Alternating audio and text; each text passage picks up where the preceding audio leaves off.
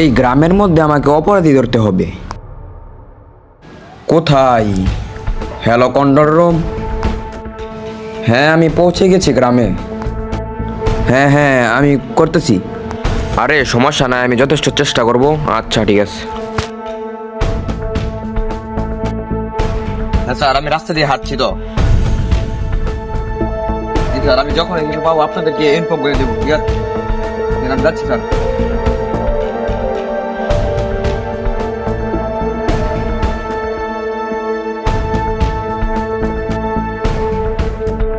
আর আমি এখানে তো কোনো বড় বাগান দেখতে পাচ্ছি না। আর আমি সামনে যাচ্ছি, আপনাদের আমি যখন ওই কোনো বড় বাগান পাবো তখন আমি আপনাদের ইনফর্ম করবো। ঠিক আছে স্যার, যাচ্ছি।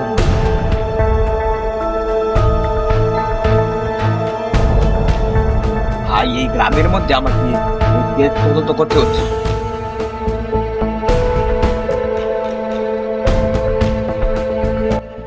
আর আমি এখানে একটা দোকান দেখতে পাচ্ছি, কিন্তু স্যার আমি কিভাবে দোকানে যাব? দোকান তো বন্ধ রয়েছে। আচ্ছা আচ্ছা ঠিক আছে, আমি সামনে যাচ্ছি।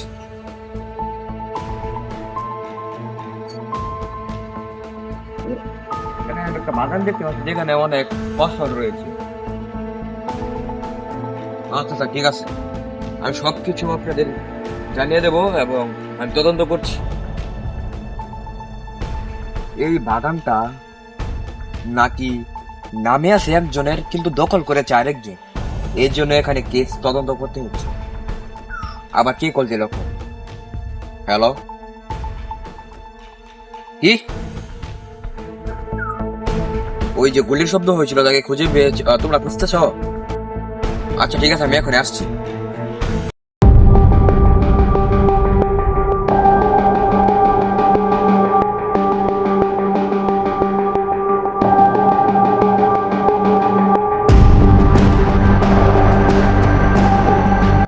এবড়া রঘুর বাসার যাটা গুলি শব্দ হয়েছে শুনছ?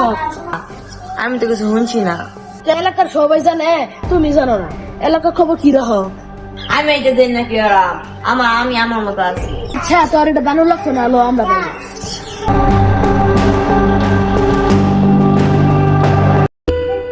আচ্ছা, এই রঘু বললো যে তার বন্ধু এসবের ফোনের পেছনে রয়েছে। এই রকি তার বন্ধু, তাহলে আমাদের রকিকে আগে খুঁজে বের করতে হবে। ঠিক আছে না? তাহলে আমরা এই রকিকে যদি খুঁজে বের করতে চাই, তাহলে আমাদের এই এলাকায় যত মানুষ রয়েছে তাদেরকে জিজ্ঞেস করতে হবে এই রকি কে, তার ডিটেলস আমাদের জানতে হবে। তাহলে আমরা রকির কাছে পৌঁছে দিতে পারবো। আর আমরা সেই গুলি শব্দ যে হয়েছিল, সেই গুলি সম্পর্কে জানতে পারবো যে কেন হয়েছিল। তাহলে আমাদের রকিকে আগে খুঁজে বের করতে হবে। চলো আমরা আশেপাশে জিজ্ঞেস করি, কিন্তু জানা যায় নাকি।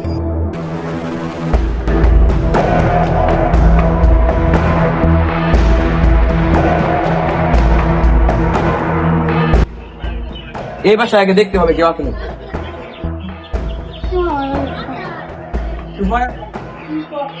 এই, তোমার কি রকে গেছে না কেউ? কি না, আমি চিনি না, আমি চিনি।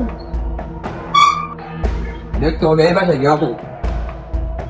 এই, কেউ আছে নাকি? বাজাও।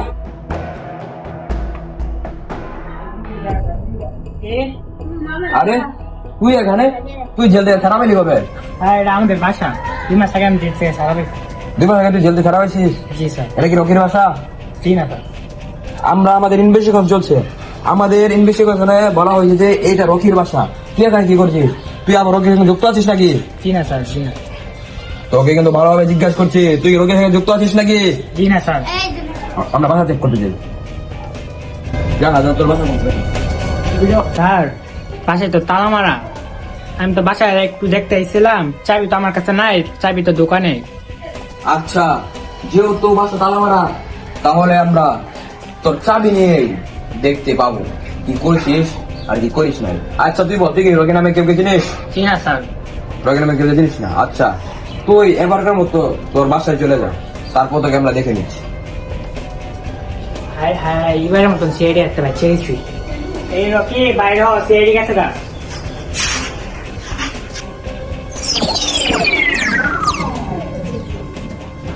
আমার নাম ফয়সাল ওরফে রকি। আমাকে সিআইডি জীবনেও চিনতে পারবে না।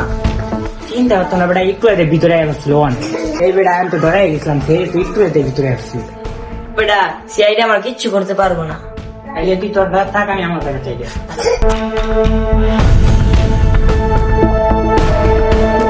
এই দাঁড়া, কি দেখো তোর সাথে আমার ভিতরে কথা আছে, চল। তুই বললি তোর বাসায় তালা মারা, কিন্তু আমি তো এসে দেখছি বাসা তো খোলা এখন। বুঝেছি তুই এখানে কিছু করছিস, ভালো ভাবে বলবি না আমি চেক করবো। এই এই জায়গাটা কি, এখানে কেউ আছে নাকি? ঠিক আছে স্যার। নাই। এই তুই কে? এটা কে? এই তুই কে বল, তোর নাম কি রকি? স্যার স্যার যে আমার নাম রকি। তুই রকি, তাহলে তুই এসবের পিছনে রয়েছিস? স্যার আমি গুলি করেছিলাম ওই বিল্ডিং এ, এখন বলবো না, পরের পার্টে বলবো আমি কেন গুলি করেছিলাম।